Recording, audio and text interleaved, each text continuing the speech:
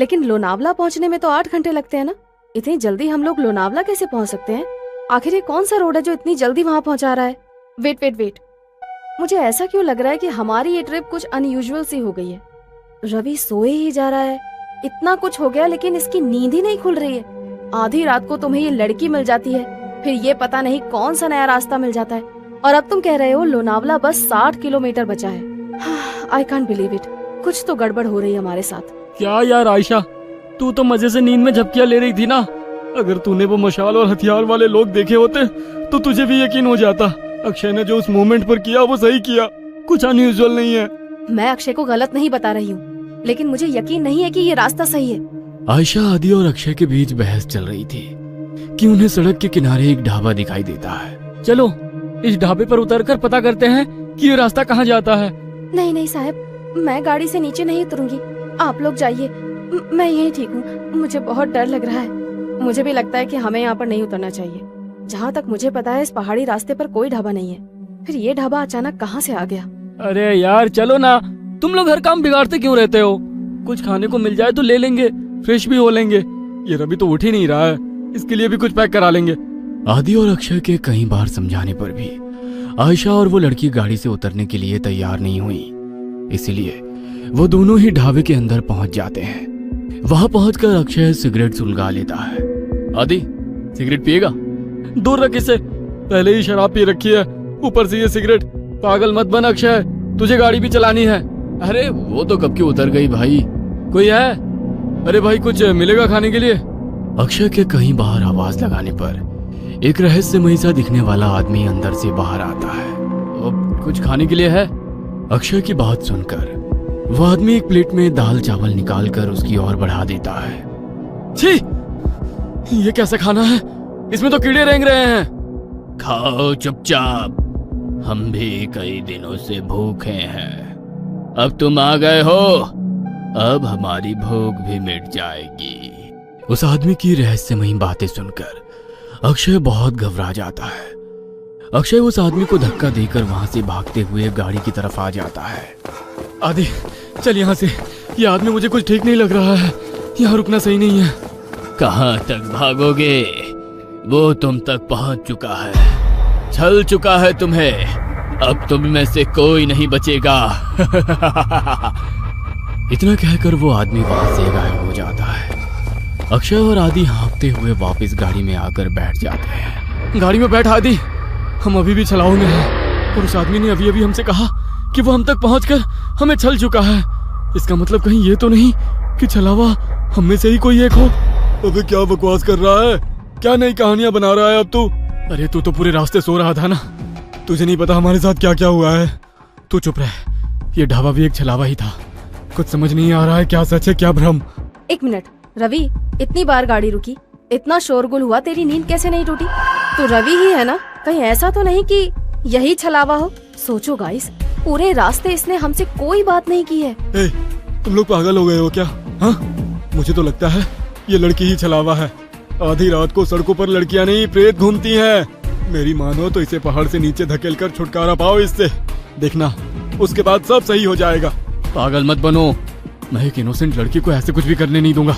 मुझे तो लगता है साहब ये आदि सर ही छलावा है, यही हमें ढाबे में ले जाने के लिए पीछे पड़े थे। ये सब इनकी ही चाल है। अरे बस करो तुम सब के सब, ये क्या तमाशा शुरू कर दिया? तुम चुप करो अब, मैं अभी मरना नहीं चाहती।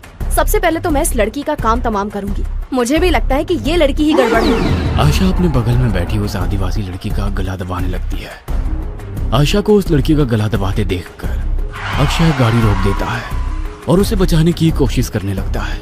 इस लड़की के लिए मैं अपने दोस्तों की जान खतरे में नहीं पड़ने दूंगा। तभी रवि गाड़ी में रखी लोहे की रॉड उठाकर उस लड़की के सर पे दे मारता है। ये क्या कर दिया तूने? बस खत्म हो गई प्रॉब्लम।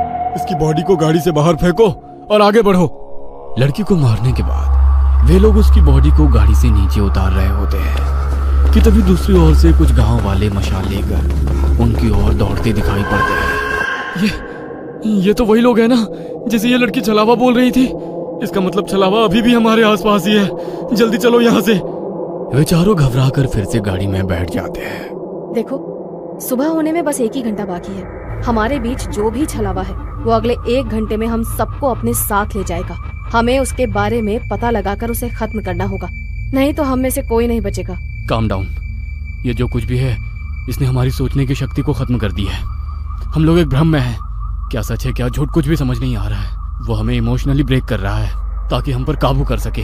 तू अपना प्रवचन अपने पास रख, मैं तुम तीनों को ही खत्म कर दूंगा, तो छलावा के बचने का कोई चांस भी नहीं रहेगा। तो मुझे भी मार देगा रवि?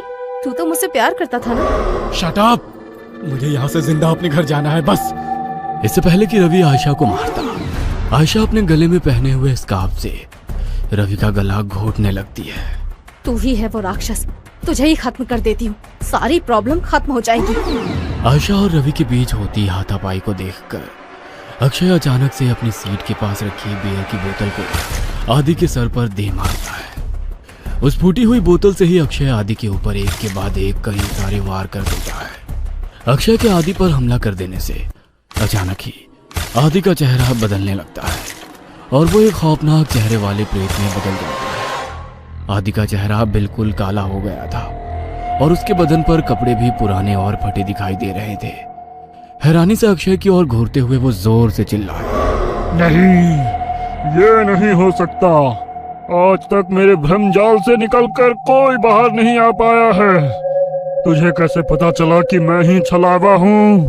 पिछले काफी देर से मैं आज रात की सारी घटनाओं की कड़ियां आपस में जोड़ने की कोशिश कर रहा था। तुझे पहले ही पता था कि हम तेरा बर्थडे मनाने लोनावला जा रहे हैं। घर से तो तू खुशी खुशी हमारे साथ आ गया था, लेकिन जैसे ही ये पहाड़ी हाईवे स्टार्ट हुआ तू कुछ अजीब सा व्यवहार करने लगा। पहले तूने कई बार मुझे यू टर्न लेने को कहा, जबकि तू जानता था उस रोड पर आगे 10 किलोमीटर तक कोई यू टर्न नहीं है। उसके बाद उस लड़की को लिफ्ट देने से मना करना, अचानक से छलावे की कहानी सुनाने लगना, जबकि तू तो इन बातों को कभी मानता ही नहीं है। वो गांव की लड़की ठीक कह रही थी, तू ही मुझे जानबूझकर उस ढाबे में ले गया था, लेकिन मैं वहां से बचकर किसी तरह निकल आया। मेरे सिगरेट के लिए पूछने पर तूने मेरा हाथ जब झटका वो मुझे बहुत अजीब लगा था। और सबसे जरूरी बात, रवि तो पूरे रास्ते गाड़ी से उतरा ही नहीं था। इसीलिए जब आयशा रवि को मारने लगी तो मैंने तेरी तरफ नजर घुमाकर देखा। तू अपनी सीट पर बैठा बड़े आराम से मुस्कुरा रहा था। कोई दोस्त अपने दोस्त को ऐसी हालत में देखकर हंस नहीं सकता। मैं समझ गया कि छलावा तू ही है और कोई नहीं।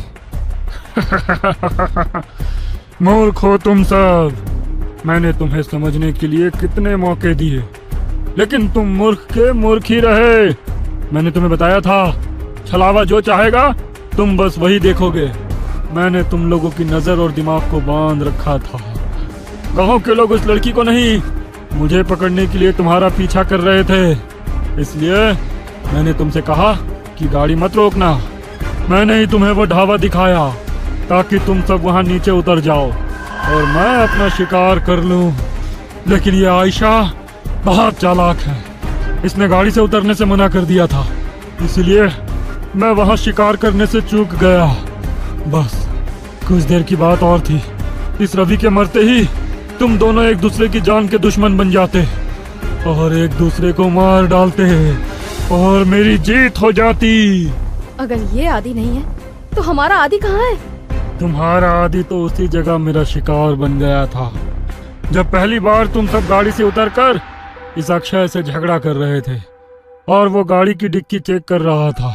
अक्षय, मार इसको, छोड़ना मत। उसने हमारे आदि को मार डाला, मैं इसे नहीं छोड़ूंगी। सुबह के 4 बज चुके हैं, अब तुम लोग मेरा कुछ नहीं बिगाड़ सकते। इतना कहकर वह छलावा वहां से गायब हो जाता है। जन्मदिन के दिन ही अपने दोस्त को खोने के गम ने उन सबको तोड़ कर रख दिया था। उस रात छलावे से उनकी जान तो बच गई थी,